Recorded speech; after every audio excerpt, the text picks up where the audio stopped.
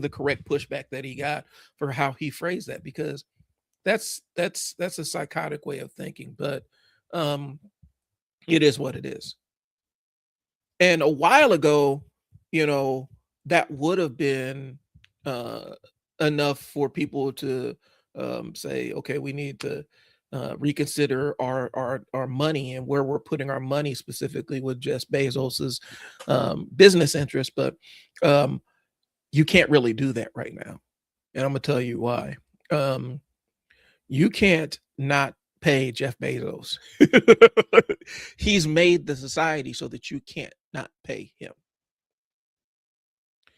Amazon Web Services controls a whole bunch of the internet. A lot of websites that you depend on for your daily existence are run through Amazon Web Services. Um, Pretty much every video streaming service uses Amazon Web Services. You're going to pay Jeff Bezos whether you want to or not. If you got Netflix, your money is going to Jeff Bezos in some way, shape, or form, because Netflix has to pay for space and bandwidth to stream all of this stuff. Um, it's also why I get into people where we talk about water usage and all this other stuff. We don't like the AI water usage, but apparently we're fine with the streaming content water usage of these data centers.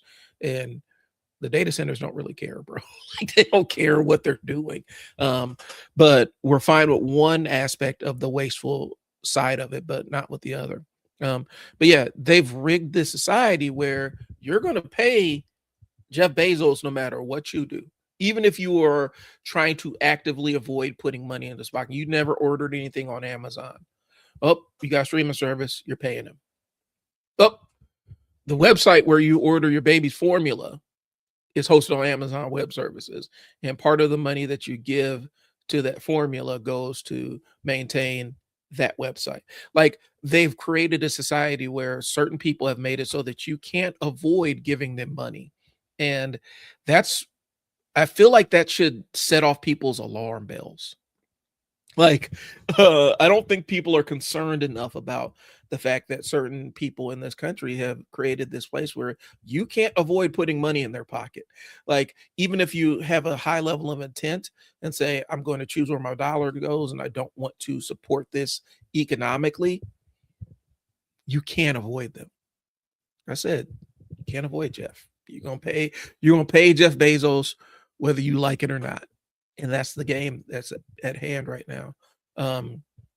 Without getting too far into the stock jargon, my thing is with the entire SpaceX thing, right? You're going to pay Elon whether you want to pay him or not, because if you got some kind of big cap,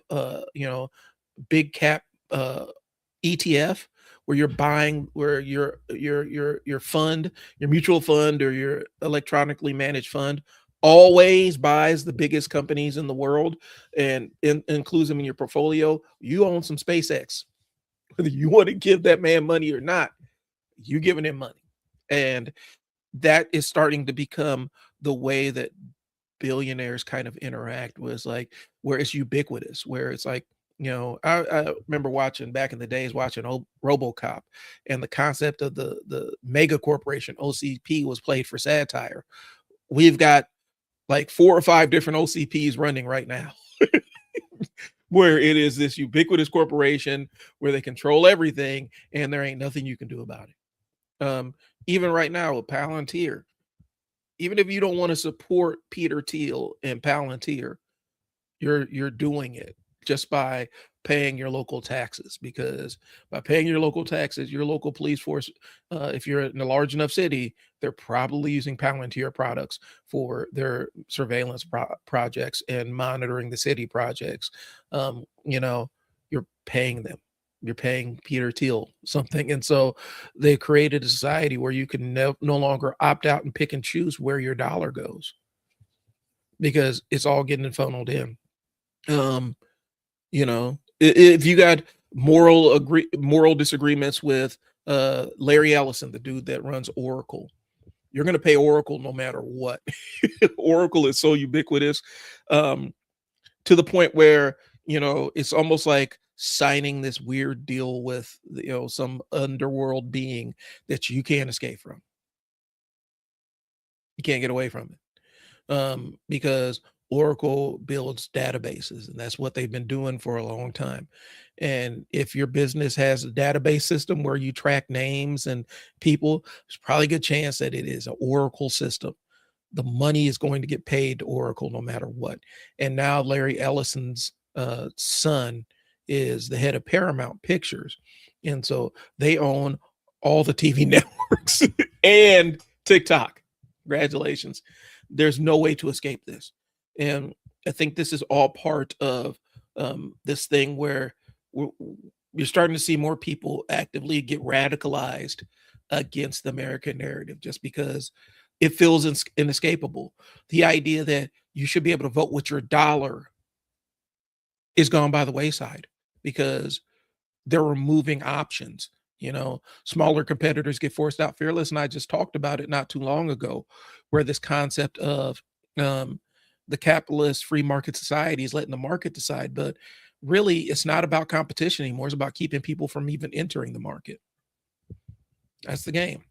There's a reason why you don't see a whole bunch of upstart drug companies in terms of pharmaceuticals. There's not a lot of upstart fuel companies or cable providers or internet providers. You don't see a bunch of upstart ones that are upsetting the big boys because the big boys have paid for their spot and they're not going to let anybody else enter the market and mess their money up. So let me shoot a message here real quick. Make sure that he's not on another one.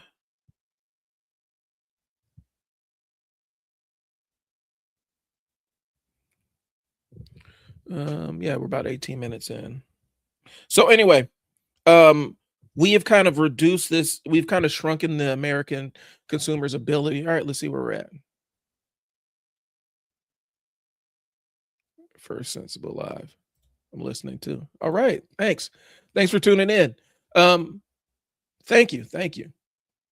And so that's kind of where we're at right now. And like I said, removing people's ability to dictate what their dollars support is kind of a collapse in this American narrative of the markets determine everything and freedom, freedom, freedom, freedom, freedom. Okay. People are looking around and saying, does this story match what we're experiencing? And for some people that are doing really, really well and have a lot, yeah, shoot, it's great. If you're not wanting for anything or needing anything, your medical bills aren't devouring all of your money. Your grocery bill isn't doubling and tripling every couple of months, and you're fine with it, or it doesn't hurt you. Yeah, it's great. Everything seems on the up and up. But what's happening is more and more people are getting caught in that squeeze. And so what used to be firmly middle class, you know, firmly working middle class, that doesn't exist anymore. And these levels are kind of getting compacted right now. And so a lot of people who would have been super thrilled about the direction of the country years ago, just because of out of material comfort, are now looking around and questioning what's happening and where's my money going. Okay. And does this match what I grew up with? It's not just about politics, it's about what people actually believe regarding this country. Now, some of us haven't always had the ability to have blinders on regarding what this country is and what it represents. Thank you. Thank you. I appreciate it. I love the fact, this is what the goal is. We want to reach more people. Fearless should be joining us here shortly. But yeah, this is I appreciate this the sub. Thank you. So again, it's not about belief. It's not about or it's not about politics. It's really about belief. A country runs on systems, but it also runs on a shared story that some people choose to believe, some people don't have an option to believe, and some people, they live a reality that they know that this thing is out of sync with what they actually see on television. So what the American narrative used to be, the story was never really fully true for anybody, but The story said if you work hard, you can move up. The government may be imperfect, but the system works. Like these are the things that we tell people. You know, justice is served. You know, if you do right by people, you're going to get paid your reward.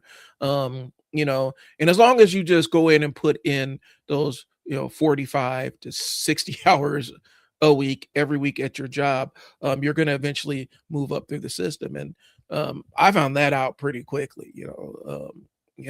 That wasn't exactly the case. I saw really quickly that oftentimes hard work isn't rewarded. One of my early jobs when I was moving up at the ladder, um, I had this illusion. I was living under this delusion that if I just showed up, kept my head down, and produced good outcomes, that eventually when it was time to move up and when it was time to put in my application to take promotions internally, that people would just say, well, look at the body of work that he's done. And let's go ahead and reward him with a move up. And that wasn't the case. Because the top of the organization basically had this idea that if you were in your position for longer than 2 years, you were a lifer in that position. You were just happy with what you were doing. And your ability to move up the ladder was severely restricted. Now, they didn't share this with everybody. You had to actually have a direct line and conversation with the people at the top of the organization. And most people did not have that line. I was fortunate to hear this and say, okay, if I want to move up here, I have to demonstrate my ambition. I have to constantly remind people of where I want to be. And the climb, and this is the sad truth. For a lot of people, the climbing and positioning themselves replaces the output of work. It replaces the quality of work. And at some point, you reach an upper threshold where you have to decide what you want to be defined by. For me, I was working with kids and families. I wanted to be defined by impact of kids and families I worked with. And climbing the ladder at some point ended up becoming at the sacrifice of delivering quality services to the people I worked with. That ended up becoming a deal breaker for me. I'm like, I can't continue to try. I can't play the game of climbing the ladder at the expense of the quality of services I'm providing, where I am prioritizing the career ascension over me being present for my staff and for their families. I had to make that decision. And it limited my career for a long time because I would judge myself by how many people wanted to hire the staff I had underneath me, the staff I had developed. I was looking to create good hires for other departments and not great outcomes for myself and not advance myself. And I think the slap to reality kind of came back where I was on this work group. I got invited to this work group because I was like, this is like 2000s, tens, the teens or whatnot. And a lot of cloud infrastructure was just being implemented in a corporate setting, and we needed a shared resource binder that was online. And so they kind of brought me in because they knew that I was the guy that was always working with digital notebooks and things along those lines, and put me on this work group. And we ended up working with IT and really, because the SharePoint server wasn't anything new, but they had a new SharePoint servers that they really weren't using, and they're moving away from the Linux-based servers for a lot of things. And so they wanted me to play around with the SharePoint server. So we did the SharePoint server, we did OneNote, and created an entire community resource binder in there. Okay. Now I had been on this work group for almost a year. The person that invited me on the work group, they took another position. And so I was the tenured person on this work group. And they replaced the person that brought me on this work group with somebody that was one of her hires. And this person, showed up to like a meeting or two. So this is where the game really got weird. And this was a reality check for me. She positioned herself as the person that innovated this thing and came up with the idea. When I was the one that said, hey, we got this SharePoint server over here, we could just use OneNote and make it all happen. And my workers were the ones that were putting together the resources for this shared binder that was online. She positioned herself in a position where she was the guru to take the credit for the thing. And guess what happened? The person that actually came up with the idea ended up getting pushed to the side. Now, I did get a little bit of comeuppance because when we actually launched this thing, and had to introduce it to our staff, I sat up there and watched her fumble and trip over words and not know how to use this thing. Um, and eventually ended up having to call me up to kind of help out. Now, hindsight being 2020, I just should have said no, but my workers need to know how to use this thing anyway. And so I went ahead and did it. But everybody kind of got a chance to see, hey, she didn't have anything to do with the establishment of this. And I told my supervisor straight up because I was pissed in the meeting. And I got feedback for that, matter of fact. But I was pissed in the meeting saying, you guys, I spent my blood, sweat, and tears on this thing, and you shoved me out the way and let her take credit for it. And the feedback I got was, well, it's not about who gets the credit and everything. It's about the team effort. Well, I mean, she used this as a resume filler to move up and leapfrog her way up in management. And I'm trapped here. So, yeah, it did matter. The credit did matter. And I was realizing like this entire idea, this narrative that you put your head down and work and grind. If you work hard enough for it, it will just happen for you. Specifically in a corporate space, that was bullshit. It didn't work like that at all. But that was it. That was the story that I was told. So take it how you will. But that was kind of one of my first one of my first dances with reality, and realizing that I had to kind of define what I wanted my career to look like, and I had to balance it with goal of progression, but not at the expense of the people around me. Some people don't do that. A lot of people don't do that. And that was my first experience with that. Because she was fine taking the credit. She knew damn well she didn't do any of that stuff, but she was fine with taking all the credit because she knew taking all the credit would elevate her to another position. And it worked out for her.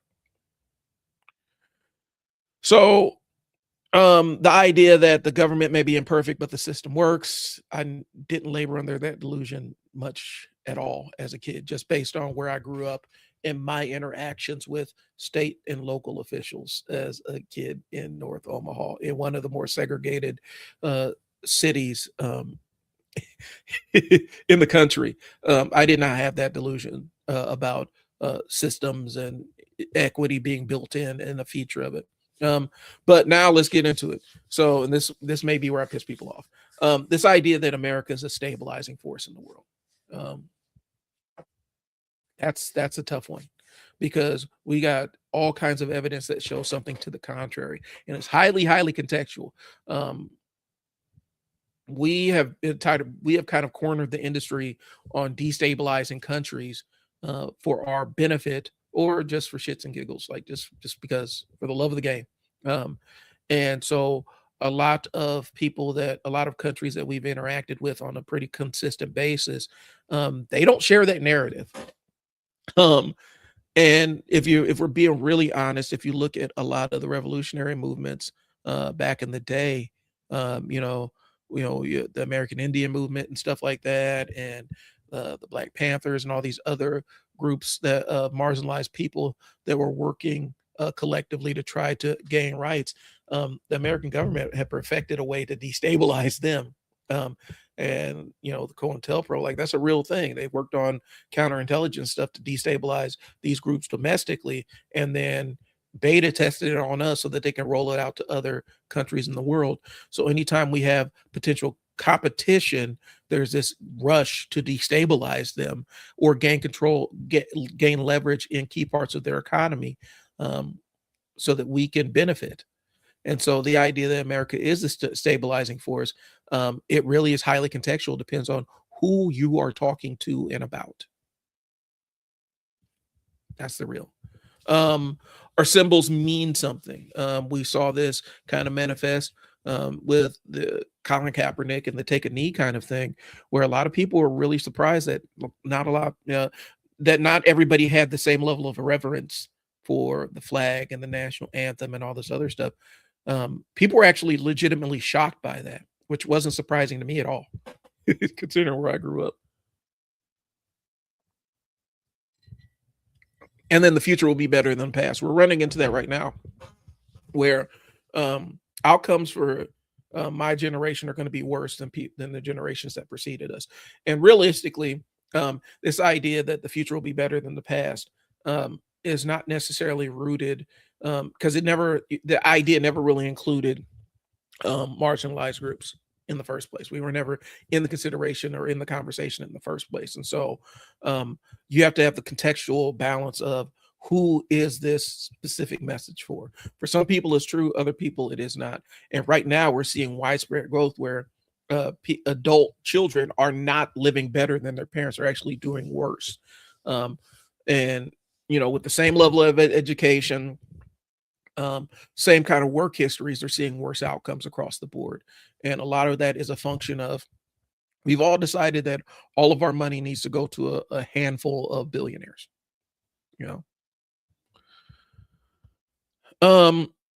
So the shared belief is breaking. All right.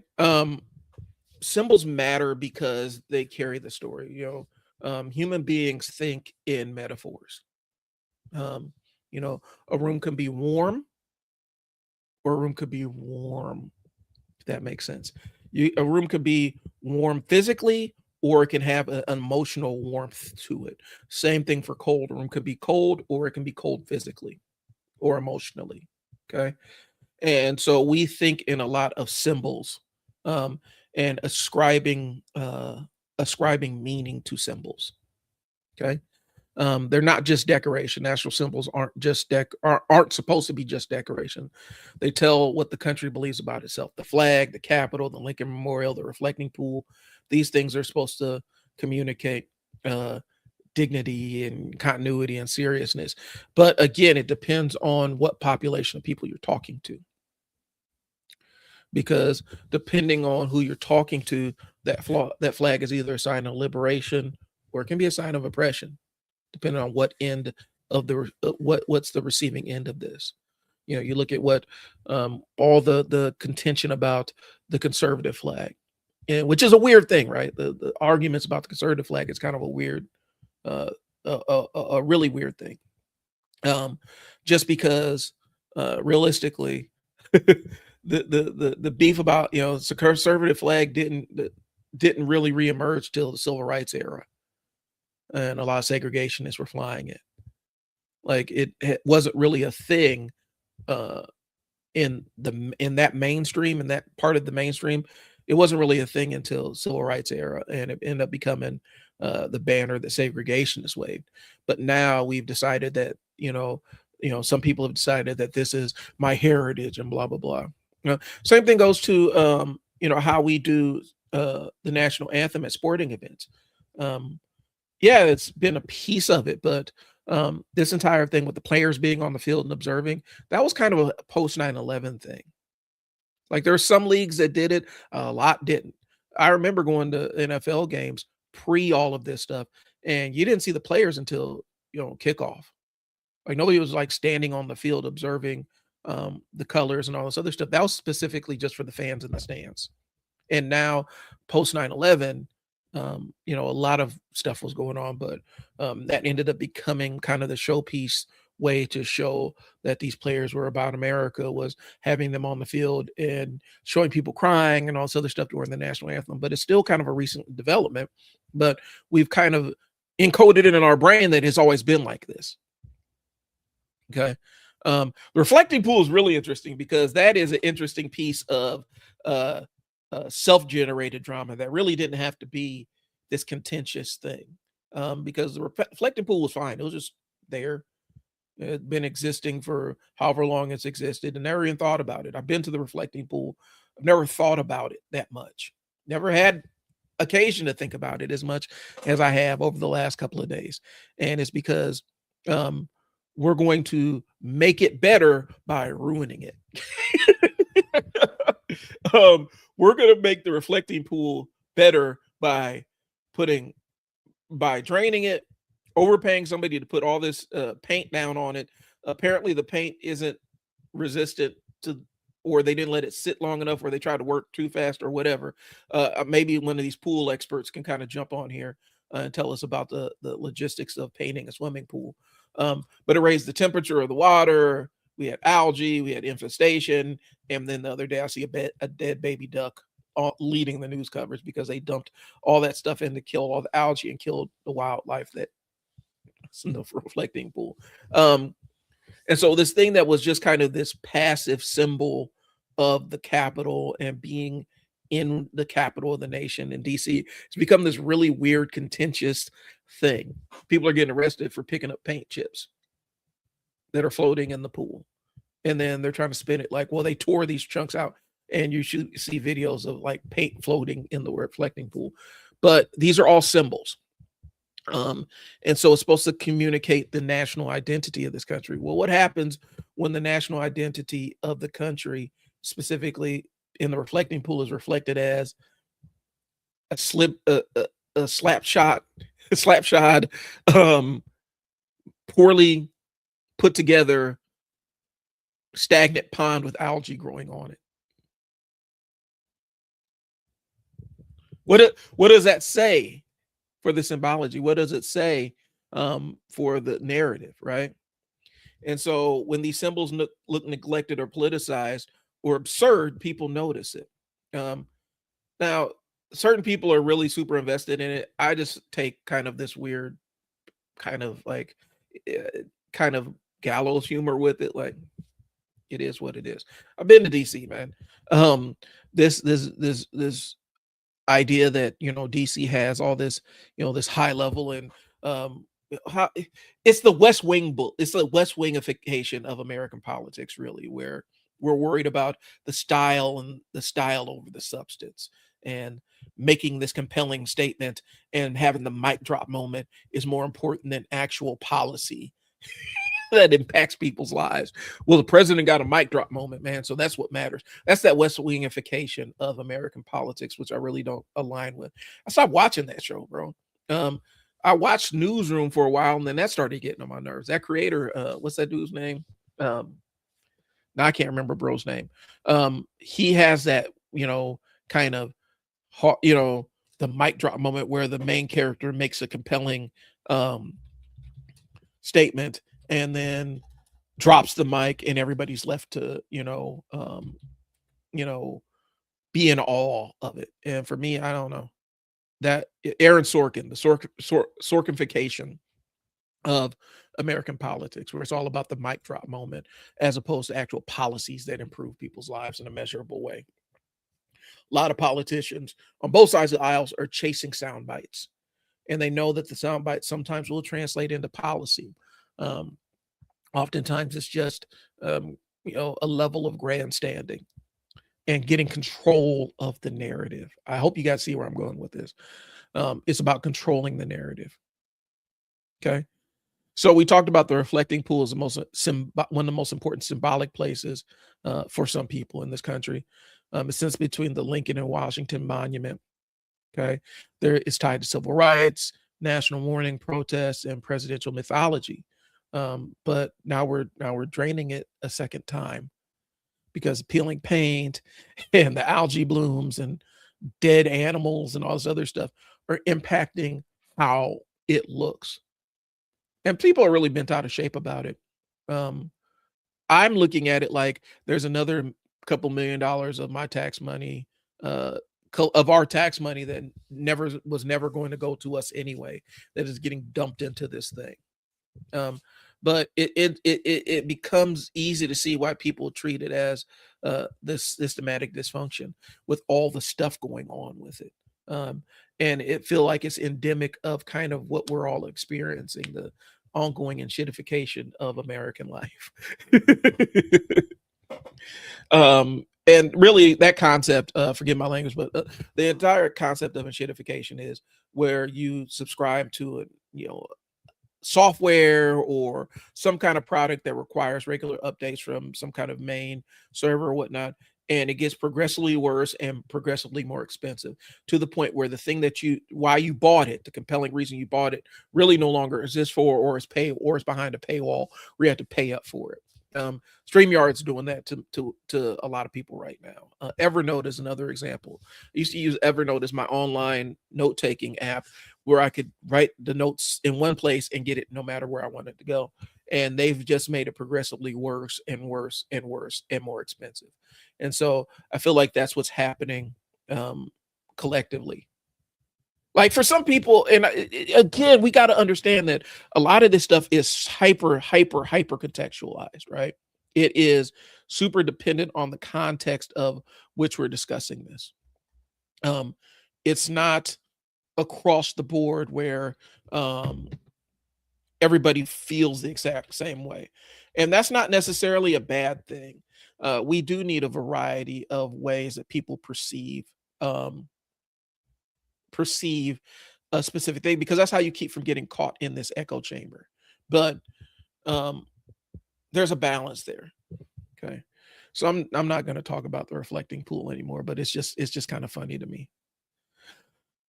When the country cannot maintain its own symbolic spaces without controversy, blame shifting, spectacle, people start reading that as evidence of something deeper. And this is what's getting a lot of people off the bench. For people that have been more or less satisfied with the way that the trajectory of the country are feeling fine, they're starting to question other aspects of the country. Like, are we stable? You know, people are saying it's the collapse of the American system, or we're seeing the end of this, that, and the third. And like I said, for a lot of people, this idealized version of this country's never existed in any way, shape, or form, in any capacity whatsoever. But for some people, this is kind of a jarring thing. Okay. Here's an example about perspective. So back in my group home days, I'm working with one of my coworkers, and I'm just talking about growing up in North Omaha or whatnot, and a little bit of whatever gang stuff was going on that was kind of in the environment where I grew up, and my interaction with it. As this kid I wasn't involved in any of the street stuff, but it kind of impacted my life at specific points in some life and death situations. And he asked me, he's like, if you could get rid of all that stuff and live your life without it, he's like, would you? And I said, no. And he was confounded by, if I could get rid of all of this other stuff, the stuff, like some of the stuff that almost got me killed just by being outside, would I remove it? And I said, no, because it shaped me into the person I am today. Without these experiences with almost getting killed a couple of times, I would not have the instincts. I would not have the viewpoint or the vantage point that I currently enjoy right now. And he could not understand it because it was a perspective thing, because he grew up in the burbs, in the suburbs where none of this stuff happened. And all of this stuff wasn't even in his world. Like, it didn't even exist in his world.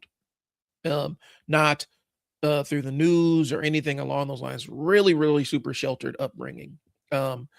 And for him, it was unthinkable that I wouldn't want to purge my history of all of these, things with street violence and ways it impacted my life. And my thing was, it shaped me into who I was today. Had I not experienced it, it would have altered my perspective on things, and I wouldn't be the same person. And I'm kind of happy with who I am.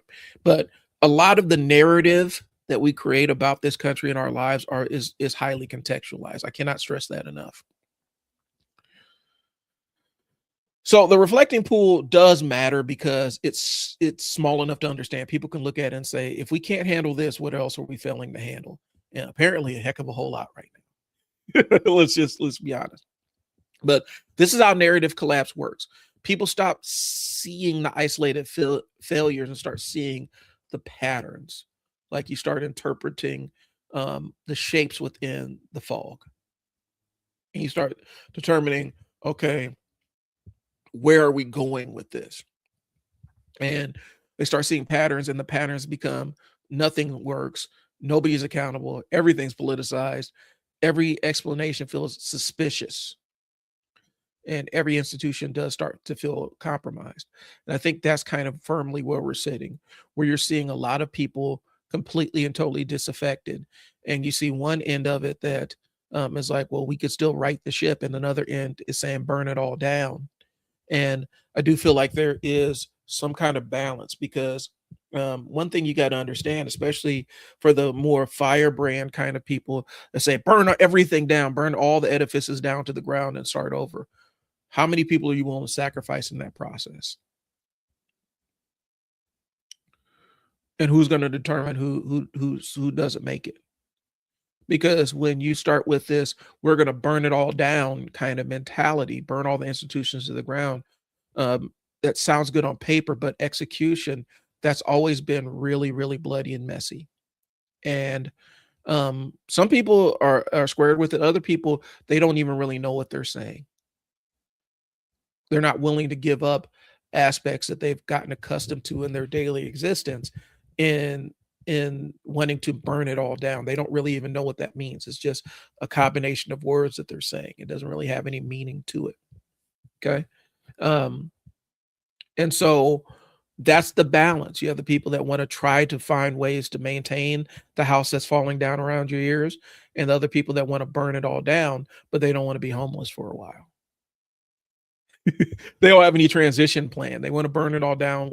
They want to burn the house down where no and have nowhere to move. And so I think that's kind of the polarization that you're seeing online. You're starting to see people get more and more radicalized, but um, the problem with it is it's unfocused and it's not solutions oriented. It's about how do we destroy the edifice that we're living under, but never have any escape plan or plan to take care of the people that are going to be impacted most negatively by destroying the systems. Because at the end of the day, as terrible as some of these systems are, as poorly as they function, some people still do depend on them to survive on a daily basis. And if you burn them down, what happens to those people? You know, it's kind of the inverse of what Vonnegut said, where everybody wants to build, but nobody wants to do maintenance. Or maybe it is not the inverse. Maybe it is the example. Everybody wants to build, nobody wants to do maintenance. You know, some people just want to upend everything without any kind of thought to who actually is the collateral damage in that, because they assume that they're not going to be the collateral. Everybody assumes that they're not going to be the collateral of their actions, and then, now I'm caught up in the thing that I created. People are finding that out on a wide scale with how voting works in this country. uh, because a lot of people who voted for what we are currently experiencing are on the receiving end of the majority of consequences of what they voted in, and they are confused as hell. Iran. Yeah, this is the one that's gonna. All right, so let's zoom out to geopolitical. Um, Iran still has Iran kind of disproves a lot of this idea, the narrative about America being the national and global stabilizer, because Iran is a living example of that, how untrue that history is. Okay.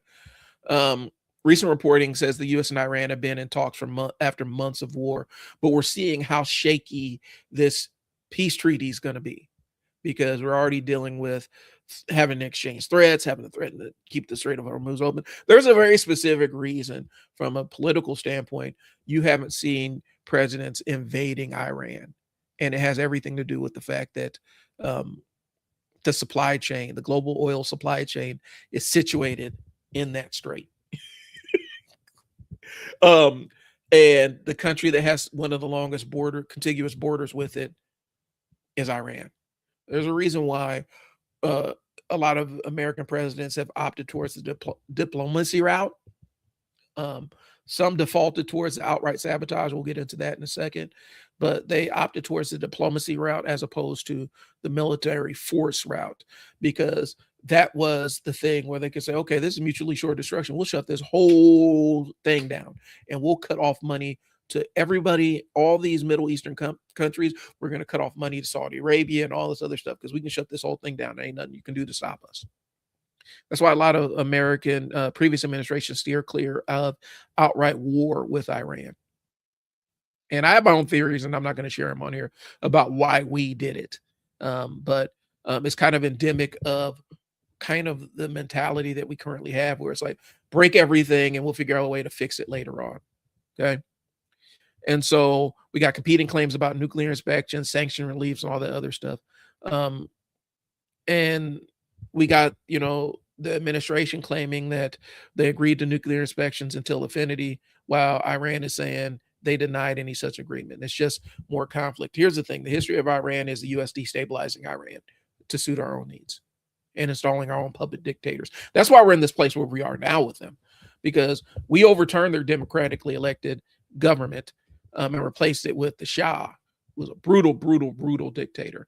And when the Iranian Revolution happened, a lot of that upper class was disposed. They ended up getting pushed out of the country because the Shah made sure that they stayed in power. Well, when the well dried up and the people overturned the government and installed the current system that they're in now, um, a lot of Iranians ended up having to relocate over here. But this is a perfect example of, well, American is a stabilizing force, and it's stabilizing force for whom? Because it wasn't for Iran, for Cuba, definitely not for Haiti. All the interventions we've done on Haiti, my God. And a lot of Americans are completely oblivious to the fact of how much we've interfered with Haiti throughout the years, throughout the centuries. And it's always been the original sin of rebelling, having a successful slave revolt. That was the Haiti's original sin as far as America was concerned. And so they've been destabilizing Haiti left and right for a long, long, long time. And then turning around and blaming the Haitians for what they have after America completely destabilized them. Every time there was a ruler, every time there was a president that was elected democratically, America would go in and push him out. And same story with Iran. So the idea that America is a stabilizing force, stabilizing to whom? Because it depends on who you're talking to. If you're talking to other colonial powers, the UK up until recently, yeah. Now they probably don't think about it like that. They don't see America as a stabilizing force. But for other colonial powers like France and the UK and stuff, people that built their empires through subjugating other countries, America was a stabilizing force. They helped be the peacekeeper in their colonial projects. But now they see us as a wild card as well. All right. So for the public, though, for the American public, we're starting to see the doubt get cast across the board, where we're seeing unclear goals, competing claims. There's a lot of spin that's going on around what the economics and diplomatic outcomes are in Iran and things along those lines. And the economic consequences is the biggest thing. The way that you can get people riled up is you make the price of bread go up through the roof. That's the thing that is. It used to be apparently the third rail. That used to be the hot stove, but right now that doesn't seem to be the hot stove anymore. Oil and gas making it super expensive to exist. Like, we're seeing a tax on everything. The price of gas and oil is a tax on everything. Everything that you do in this country is so tied to the oil industry. Everything you do is dictated by the price of oil, which is not necessarily the best way to live. But the price of oil is dictates so much of how we exist on a day-to-day basis in this country. And a lot of people are seeing it. But if you've been in the stock market or anything, you know that if the price of oil goes up, the price of everything goes up. And that's kind of why we're seeing this. So I don't want to spend too much time on this, and I got to wrap up here anyway. So we need to understand that there's a gap between strength and the confusion. And so war is one of the biggest tests of the national narrative.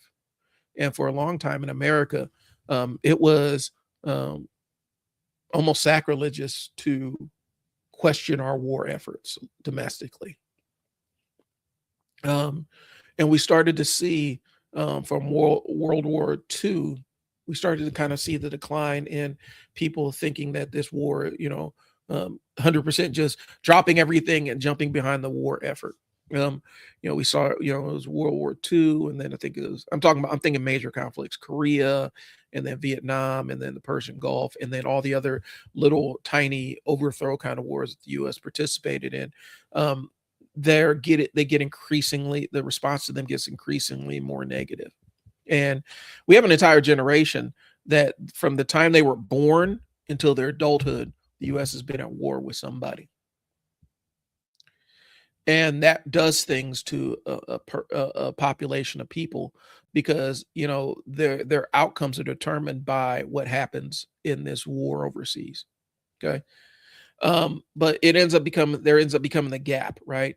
The official story usually wants clarity. Like, that's what our narrative bias wants. We want clarity, we want purpose, we want unity, moral justification. We want to feel like there's a moral reason why we are dropping heavy munitions on poor people. We want a moral. We want to feel like at least there's some moral reason there. And I mean, you saw how I framed that.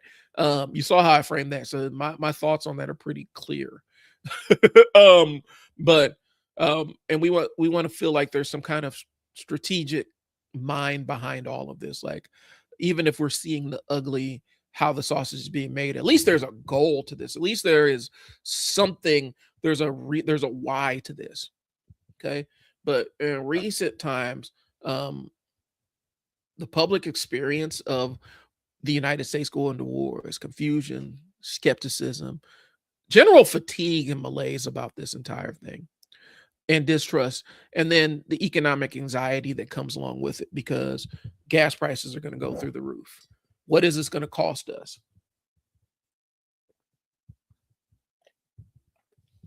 So MarketWatch reported that oil prices dropped after a 60-day pause in Iran. Oil sanctions tied to de-escalation talks. I'm reading, so forgive me, I'm actually reading my notes here. Pause on Iranian sanctions tied to de-escalation talks, while noting the conflict had disrupted supply expectations and pushed gas prices into the political conversation. Listen, it's going to be about 2 or 3 years before this, if this ever gets sorted out with oil prices. It's going to be a while. I just know I've been in the market long enough. It's going to be a while before this calms back down, because when you destabilize a supply chain, there's lagging things. There are things that don't happen for months afterwards. And that's why everybody's all pissed off about inflation and things like that when we came out of a pandemic that shut down the entire global economy for 18 months. People were shocked that we were having inflation, runaway inflation, because you had to keep printing money to keep the economy alive. We were in economic triage at that point. If you shut off the flow of money when the economy slows down, it's almost like shutting off the supply of blood to a vital organ. And so you have to keep money circulating. And so what did they do here domestically? They turned on the money printers, had an economic stimulus package go out so that people could continue to spend money on things and buy things while they're all trapped in the house. And that's going to cause inflation. There's no way that that's not going to cause inflation, because the money supply grew. And so now there's more money floating around. That's why it was a perfect storm of all these people to do all these meme stocks and stuff like that, because they had this excess money. Well, they could just throw it into the stock market on these BS stocks. There's nothing else to do. Like, I don't think people understand there was entire days where there's nothing else to do. You couldn't really even go to work in a lot of regards, unless you were a first responder. Everybody else was working remotely and things along those lines, and you had more free time. So the times you would have been driving to and from work, you're at the house. Might as well play in the stock market. And that's what happened. And they had, people had these stimulus checks come down, and they had extra money. And so now people started playing around in the stock market and playing around in the crypto exchanges and things along those lines, because there was nothing else to do. And there's a level of nihilism there, because we didn't think we were going to make it out of this pandemic, bro. Like, we thought this was the end, and we still haven't really made it out. The pandemic is still going on. We just don't, socially, we just don't care. Like, that's the crazy part. Like, COVID's still going around. It's still killing people, still hospitalizing people. People are still coming down with these mysterious colds that don't respond to anything. But we don't care. We just said, yeah, we're not worried about this anymore. And that's kind of where we're at. So yeah, a lot of people got nihilistic about the outcomes of it, and they said, well, none of this stuff matters anyway. We not even might well not even make it. So let me go ahead and throw this money into this Bed Bath and Beyond stock and see what happens. Let me throw this money into this GameStop thing and see what happens. And that's what happened. So we're kind of dealing with the outcomes of this. And so the more the market goes up, it goes down, it goes up, it goes down, it goes up, it goes down, it goes sideways, because of all the uncertainty going on in Iran. I'm about to wrap this up because I got to go pick up my son. Okay. The country says we're projecting strength, strength through force. And the public feels like we're managing another crisis we don't fully understand the dynamics of. And I think hindsight being 2020, I think if they knew that this entire Iran gambit was going to essentially shut down the world economy to a degree, I don't know if the same decisions would have been made in the heat of the moment, because it feels like this was a super impulsive decision, based on coming from somebody who's notorious about not having great impulse control. So that's where I'm at. Let me see how much I got more on my notes. Yeah, I'm about halfway through my show. So what I'm gonna do, y'all, I have to go pick up my kid from wrestling practice. So I'm gonna put a pin in this conversation, and we'll spin the block on this one a little bit later on. I may talk about it on my more Black Nerd Politics live stream tonight, which is Blurting While Dad. If you guys want to check that one out, if you follow me on here, typically it'll pop up on my Facebook and my YouTube. So if you're interested in continuing the conversation, I'll probably continue the conversation there. But right now, I got to take a run. I do appreciate y'all. This has been the Trial and Error Podcast. I'll talk to you later. Peace.